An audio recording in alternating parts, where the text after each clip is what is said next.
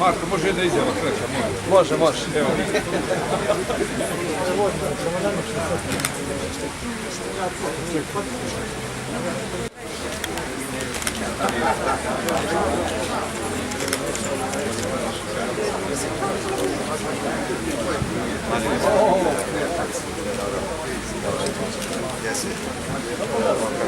Vrijeme nas služi.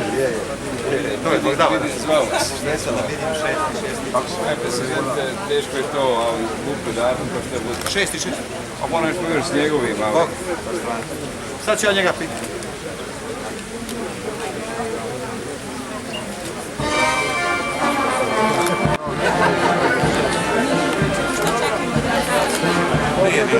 Evo njega, tamo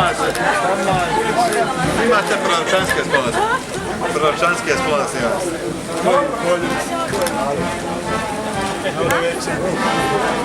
Paljeni su svima.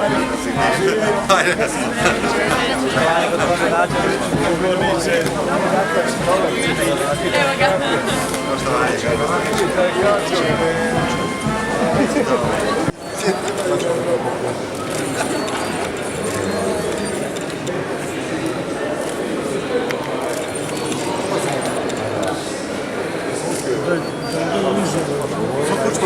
Idemo za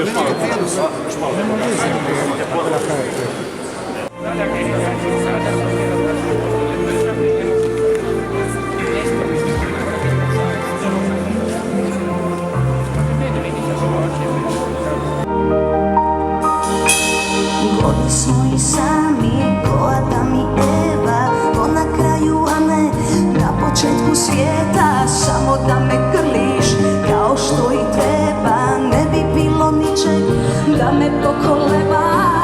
Jer ti malo me hoćeš, a malo me nećeš. Jer ti doći ćeš pameti kad si srećan. Zavrti pismo. Na ovom velikom priznanju i sigurno za mene poseban dan. Kao što znate, dolazim iz Zenice i sticajem okolnosti sam 90. godina prešao u Srbiju, ali kada sam počeo da treniram u mome Čeliku fudbal, trenirao sam iz ljubavi, ne zato da bi možda bio jednog dana fudbaler. Nisam o tome sanjao, nego sam sanjao da jednostavno igram u Čeliku i da jednog dana možda zaigram fudbal u Zenici.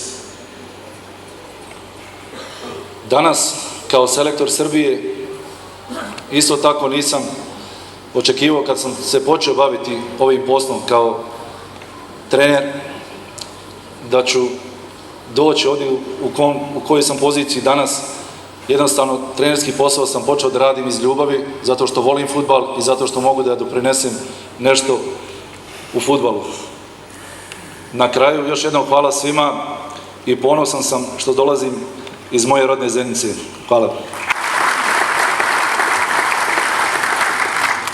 Dobro večer svima.